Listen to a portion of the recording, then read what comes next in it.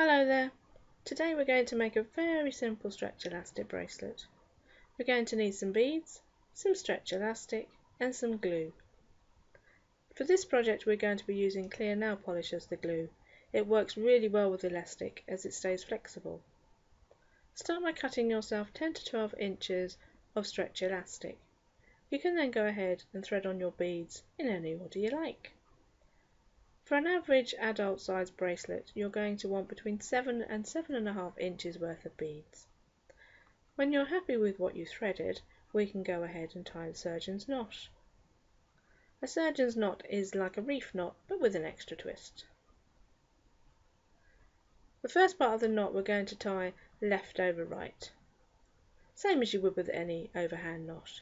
For the second part of the knot, we're going to turn right over left. To make it into a surgeon's knot, all you have to do is put the end of the cord through the loop one extra time.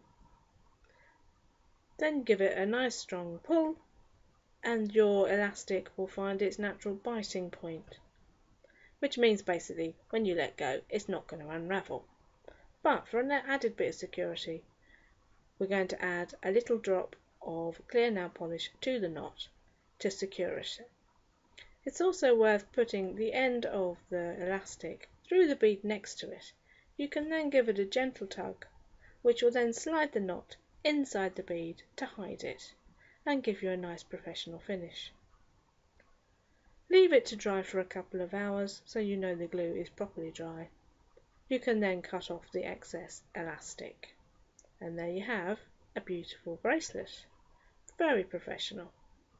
I hope you've enjoyed this tutorial. You can check out all the materials on our website, downlandcrafts.ie, and until next time, happy crafting!